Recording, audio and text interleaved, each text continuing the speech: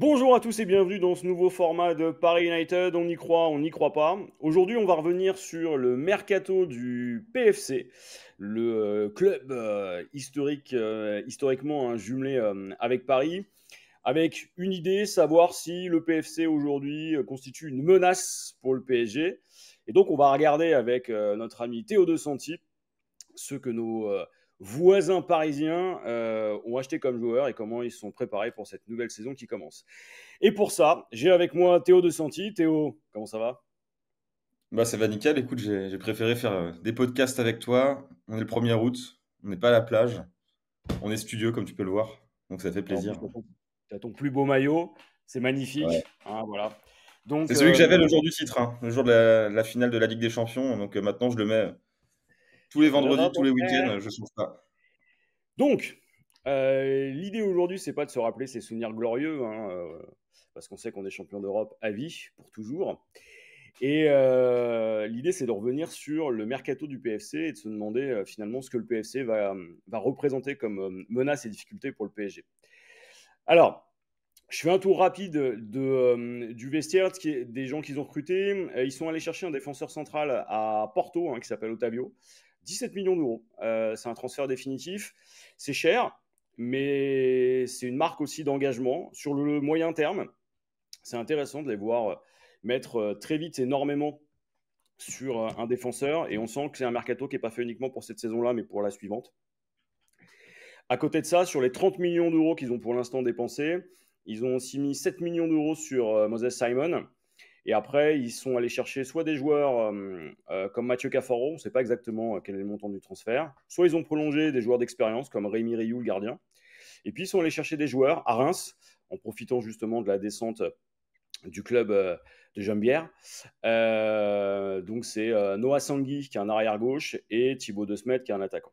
Bon, une fois qu'on a dit ça, on a un mercato qui est plutôt raisonnable pour un nouvel acteur. Je rappelle que le PFC a été racheté par la famille Arnaud, que Red Bull arrive en conseil avec Jürgen Klopp, et que donc on aurait pu s'attendre à un feu d'artifice façon PSG au moment où le Qatar arrive.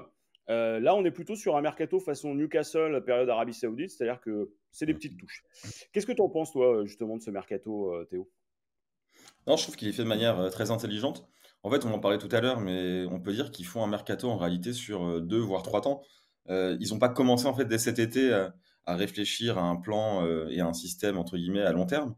Ils l'ont fait déjà l'an dernier en recrutant Maxime Lopez par exemple, ou encore Vincent Marchetti qui était un très bon milieu à la C Ajaccio.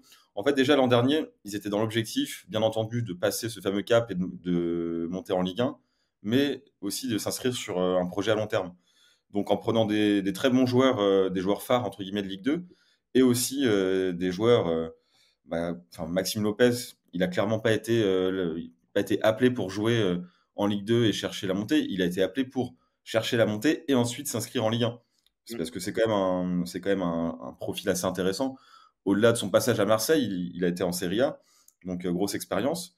Et là, comme tu l'as dit, on peut le voir effectivement, donc avec Moses Simon ou en Cafaro, c'est quand même pas mal de profils. Bon, Otavio, je t'avoue, je le connais pas, mais en lisant un petit peu la presse, on peut voir que c'est quand même du sérieux. Ça aurait été typiquement un joueur qu'une grosse écurie de Ligue 1 aurait pu prendre.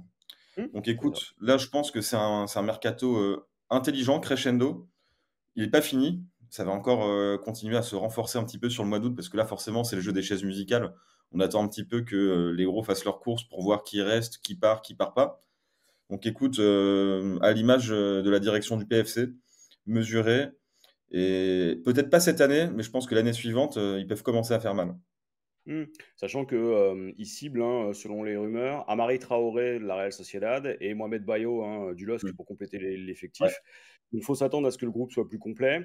Eux, ils ont commencé déjà leur préparation, contrairement au PSG, hein, les joueurs sont encore en vacances pour nous. Le PFC aujourd'hui, c'est une victoire convaincante contre le FC Sion. Alors vous allez me dire, oui, c'est un club suisse, certes, mais il y a une vraie maîtrise du jeu. Alors les matchs amicaux, encore une fois, c'est une nuance, ne disent jamais qu'une chose, c'est la forme du moment, mais on sent que le groupe de Stéphane Gilly fonctionne. On reste quand même avec une équipe qui est stable, hein, tu le disais très justement, expérimentée, avec des joueurs comme Kolo Djezak, avec des joueurs plus expérimentés qui ont connu l'étranger. Tu disais justement que Lopez était resté. Aujourd'hui, il faut encore assumer le passage en Ligue 1. Ça reste un promu. Maintenant, ils ont des objectifs, c'est être dans la première partie de tableau, donc top 10, et puis s'ils peuvent aller plus loin, ça peut être intéressant. On est face à un groupe qui a été renforcé. On sait qu'il y aura de la stabilité, c'est nos voisins, parce qu'il ne faut pas oublier qu'ils vont jouer littéralement tous leurs matchs à Jean-Bouin. On les joue la première fois, on a regardé le calendrier, c'est le 4 janvier. Alors le 4 janvier, ça va être intéressant parce qu'une partie de nos joueurs sera à la CAN, je pense notamment à Achraf Hakimi, et on va se retrouver dans une situation où nous, la saison aura pesé dans les pattes. On aura peut-être aussi des joueurs qui ne seront pas là, fatigués ou moins bons. Ça va être intéressant de voir le défi. Maintenant, si on est très honnête, t'en penses quoi, toi? Tu penses que cette année, ils nous bousculent et ils sont capables de nous bouger ou pas? Non, pour le coup, je pense pas. Alors, que ce soit dans la logique un petit peu de la direction, comme à l'image de leur mercato, on est clairement sur l'objectif de. Alors, se maintenir, ça c'est une certitude, bien entendu. Je pense qu'on est sur l'objectif de chercher finalement le ventre mou. Mais je suis même pas sûr que l'objectif soit européen. Enfin, quand je dis européen, on s'entend, hein. C'est même pas Europa League ou Conference League. Là, l'idée, c'est de faire une saison pour prendre du rythme, pour s'inscrire, pour penser encore à l'étape d'après. Donc non, non, pour moi, ce sera pas un rival en tant que tel, hein. Ça prendra du temps, hein. C'est une construction de projet, donc forcément, faut être patient. Ça va être une bonne équipe. Il faudra les jouer, il faudra les respecter. Je les vois bien finir cette fin de championnat entre 45 et 55 points, quoi, tu vois, quelque chose comme ça. Mhm. Ouais, je suis d'accord avec toi. Moi, je pense qu'il y aura un effet de surprise. Ils seront motivés. Quand on va les jouer, clairement, il y aura aussi l'effet derby qui va jouer. Et nous, on ne l'a jamais vécu, en tout cas depuis très longtemps. Alors évidemment, il y a un rapport de 1 à 10 en termes de moyens, hein, et l'effectif du PSG est clairement plus riche et à la fois en talent et en nombre. Maintenant, je pense que l'objectif maintien, ils vont le faire. Je suis d'accord avec toi sur le fait que ils peuvent créer la surprise. Et puis sur un match, en tout cas sur un match Mmh. aller, le calendrier va être favorable pour eux. Il y aura la motivation, le monde entier va regarder. Et là, si on regarde leur campagne d'abonnement, ils ont déjà presque fini de vendre leurs abonnements. Donc le stade va être plein. Alors c'est Jean-Bouin, c'est pas le parc, c'est la maison parce qu'on sera à côté aux deux stades. Mais ça dit aussi quelque chose. Bon, probablement qu'ils nous gêneront pas, probablement qu'ils seront difficiles à jouer. Maintenant, il faudra les respecter, tu le disais justement. Ça peut être un trouble fait pour les autres, parce que Mmh. concrètement, le PFC, c'est pas un projet sur un an, c'est pas un projet sur 6 mois. C'est un des rares projets extrêmement sérieux qu'on a dans le football français. Donc, il faudra les considérer. Ça reste aussi la famille, hein, parce qu'on vient, on vient du même endroit. Donc, est-ce qu'on y croit, est-ce qu'on n'y croit pas? Allez, 15 à 20% de chances qu'ils soient la surprise de l'année. 40% qu'ils obtiennent leurs objectifs et le reste, c'est la beauté du football. Donc, est-ce qu'on y croit, est-ce qu'on n'y croit pas? Ton avis, Non, écoute, Théo? enfin, on n'y croit pas, mais juste, mais pour revenir, tu soulèves un point intéressant où je suis assez curieux de voir ce que ça va donner. C'est l'état d'esprit. Parce qu'en Mm. général, les clubs qui montent en Ligue 1, il y a toujours ce côté, on vise le maintien. Or, là, on n'est pas du tout, en fait, on n'est pas sur un Ouais. promu classique. Là, Mm. on est sur une équipe, une direction et des joueurs, je pense, qui vont être assez galvanisés finalement par ce projet à long terme. Donc, tu es sur un état d'esprit assez inédit finalement. Et donc effectivement, là où tu as totalement raison, alors nous, le PSG, on ne sera pas inquiété par nos voisins, ça c'est une certitude. Enfin, en tout cas, je le vois très difficilement. Même si on les joue en janvier, on aura de la Ligue des Champions dans les pattes. En plus, une Ligue des Champions, c'est presque un deuxième championnat maintenant, vu la taille du Mhm. format. Eux auront uniquement une seule compétition à jouer, hormis la Coupe de France. Mais je pense que par contre, la Ligue 1, ils vont la jouer à fond. Donc ça va être compliqué, mais ça va être surtout compliqué pour les autres.